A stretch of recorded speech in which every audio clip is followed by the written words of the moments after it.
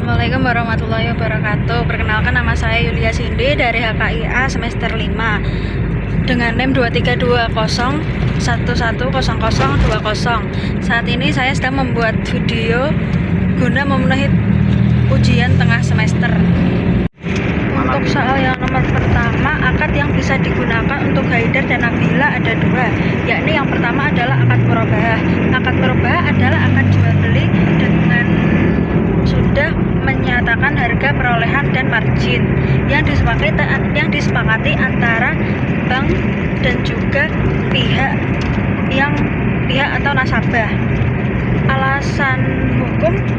Alasan hukumnya adalah karena yang pertama diperbolehkan dalam syariah. Murabahah diperbolehkan karena memenuhi prinsip jual beli yang sah dalam Islam, di mana terdapat kejelasan harga, perolehan dan margin keuntungan dan barang yang diperjualbelikan. Lalu yang kedua, menghindari riba. Akad tersebut dapat dinyatakan menghindari riba karena keuntungan bank telah dinyatakan atau ditentukan di awal dan menjadi bagian dari harga jual, tidak ada unsur bunga yang diharapkan dalam Islam. Lalu yang ketiga, adanya kejelasan transaksi. Akad ini memberikan kejelasan mengenai hak dan kewajiban masing-masing pihak, termasuk besaran angsuran yang harus dibayarkan oleh pihak nasabah tiap bulannya. Lalu yang kedua, ada akad musyarakah mutanakisah, yang dimana musyarakah mutanakisah adalah akad kerjasama kepemilikan antara bank dan nasabah atas suatu aset, namun bagian terbesarnya adalah milik bank.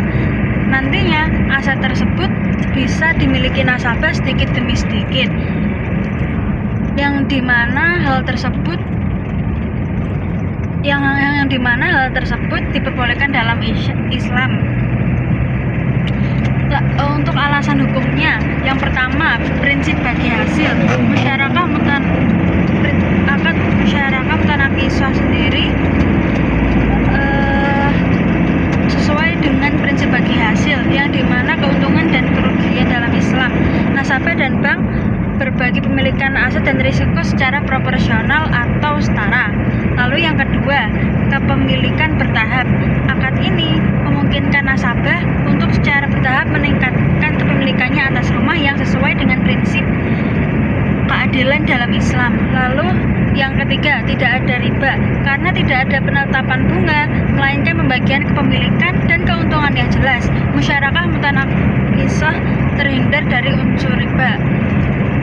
Jadi, dalam kesimpulan kasus Haidar dan Nabila, baik akad murabahah atau musyarakah mutanakisah dapat menjadi solusi yang tepat untuk memiliki rumah impian tanpa melanggar prinsip-prinsip jual beli dalam Islam. Pemilihan akad tersebut tergantung preferensi yang digunakan untuk kesepakatan antara Haidar, Nabila, dan juga pihak Bank BSI. Jawaban nomor 2, fungsi perbankan syariah sebagai lembaga intermediasi, ada cara mendapatkan keuntungannya. Intermediasi adalah proses menghubungkan pihak yang memiliki dana berlebih atau surplus dengan pihak yang kurang dana atau defisit. Dalam konteks bank syariah, fungsi intermediasi ini dijalankan dengan prinsip-prinsip syariah. Yang pertama adalah penghimpunan dana. Bank syariah menghimpun dana dari masyarakat melalui berbagai produk seperti tabungan, deposito, dan investasi lainnya sesuai dengan prinsip syariah.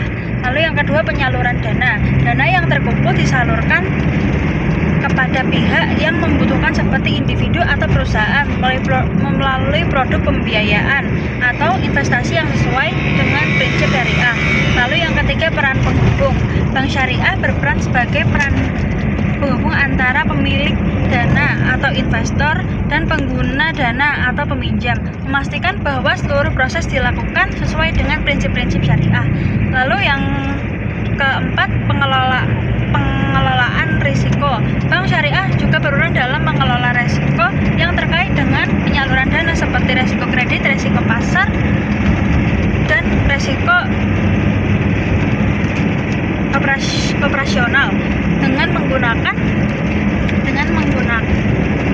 instrumen dan teknik manajemen.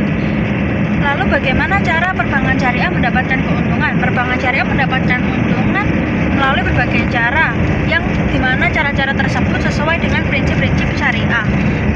Yang pertama adalah margin keuntungan dan pembiayaan murabahah. Cara kerjanya, bank mendapatkan keuntungan dari selisih antara harga beli barang dan harga jual kepada nasabah. Margin keuntungan ini harus disepakati di awal transaksi dan transparan atau diketahui oleh nasabah atau pihak yang ingin membeli. Lalu bagi hasil dari pembiayaan mudharabah dan musyarakah. Cara kerjanya seperti bank mendapatkan keuntungan dari bagian bagi hasil yang telah disepakati dari keuntungan usaha yang dijalankan oleh nasabah. Jika usaha mengalami kerugian tersebut ditanggung bersama sesuai dengan proporsi modal awalnya masing-masing pihak. Lalu keuntungan juga bisa didapatkan dari pendapatan sewa dan pembiayaan ijarah. Cara kerjanya bank mendapatkan keuntungan dari pembayaran sewa yang dilakukan oleh nasabah. Besaran biasa harus disepakati di awal akad antara bank dengan nasabah. Lalu yang kedua adalah fee based income dari jasa perbankan. Cara kerjanya mengenakan biaya atau fee untuk setiap jasa yang diberikan kepada nasabah. Biaya ini harus wajar dan transparan sehingga nasabah sudah sepakat dengan fee tersebut. Keuntungan dari investasi sukuk. Cara kerjanya, bank mendapatkan keuntungan dari imbal hasil atau kupon yang dibayarkan oleh penerbit sukuk secara periodik, serta dari potensi capital gain jika harga sukuk meningkat. Sekian. Lalu jawaban untuk nomor 3. 3 hal yang dilarang dalam transaksi bisnis syariah. Yang pertama adalah riba. Riba adalah penambahan nilai atau keuntungan yang tidak sah dalam transaksi pinjam-minjam atau utang piutang. Riba dianggap sebagai bentuk eksploitasi dan dilarang keras dalam Islam. Contohnya, seperti jika seseorang minjam uang kepada orang lain senilai 1 juta rupiah, lalu orang yang meminjami tersebut dia menentukan harga yang harus dikembalikan adalah 1.100.000. Selisih 100.000 tersebut adalah riba atau keuntungan yang tidak disepakati, dan hal tersebut adalah haram hukumnya. Lalu yang kedua adalah gharar atau ketidakjelasan. Gharar adalah ketidakjelasan atau ketidakpastian dalam suatu akad atau transaksi yang dapat merugikan salah satu pihak, terutama adalah pihak yang meminjam. Gharar meliputi ketidakjelasan mengenai objek, transaksi, harga, kualitas, atau waktu penyerahan, atau lebih tepatnya tidak adanya transparansi antara pihak bank atau pihak yang meminjami dengan nasabah atau pihak yang dipinjami. Contohnya, jual beli buah yang masih berada di pohon tanpa kejelasan mengenai kualitas dan kuantitas buah tersebut. Ketidakjelasan ini dapat menyebabkan salah satu pihak merasa dirugikan jika hasil panen tidak sesuai dengan yang diharapkan. Lalu yang ketiga adalah maisir atau perjudian. Maisir adalah transaksi bersifat spekulatif atau dikira-kira atau perjudian, di mana hasilnya sangat bergantung pada keberuntungan semata dan tidak ada dasarnya pada usaha yang produktif atau data yang akurat. Contohnya membeli lotre atau mengikuti taruhan bola. Dalam transaksi ini, keuntungan atau kerugian yang diperoleh semata-mata bergantung pada keberuntungan dan tidak ada usaha nyata yang dilakukan untuk menghasilkan nilai tambahan. Pendapat tentang pernyataan bank syariah sama saja dengan bank konvensional. Pernyataan bahwa pernyataan tersebut adalah pendapat yang perlu dikaji lebih dalam, meskipun terdapat kemiripan antara bank syariah dengan bank konvensional sendiri. Namun dalam beberapa aspek operasionalnya ada perbedaan mendasar antara keduanya. Yang pertama adalah prinsip operasional. Bank syariah beroperasi berdasarkan prinsip-prinsip syariah bank konvensional beroperasi dengan sistem bunga dan tidak terikat dengan prinsip-prinsip syariah. Akad dan produk. Bank syariah menggunakan akad-akad seperti murabahah, mudzakarah, musyarakah, dan ijarah yang dimana sesuai dengan prinsip syariah. Produk-produk bank syariah juga dirancang untuk menghindari unsur-unsur yang dilarang dalam Islam. Lalu adanya pengawasan syariah. Bank syariah memiliki Dewan Pengawas Syariah atau DPS yang bertugas mengawasi kegiatan operasional bank agar sesuai dengan prinsip-prinsip syariah dan tidak ada yang melenceng, untuk menjaga keadilan dalam akad jual beli ataupun utang piutang.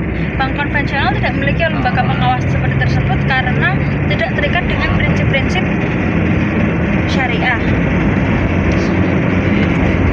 Untuk kesimpulannya, meskipun demikian penting untuk kita akui bahwa praktiknya masih ada syariah yang belum sepenuhnya menjalankan prinsip-prinsip jual beli atau utang piutang yang tepat dalam Islam. Secara konsisten hal ini dapat menimbulkan persepsi bahwa tidak ada perbedaan antara bank syariah dan bank konvensional, namun perbedaan yang paling mendasar dalam prinsip dan akad tetap menjadi perbedaan utama antara keduanya. Sekian video yang saya buat guna memenuhi tugas atau ujian tengah semester. Assalamualaikum warahmatullahi wabarakatuh.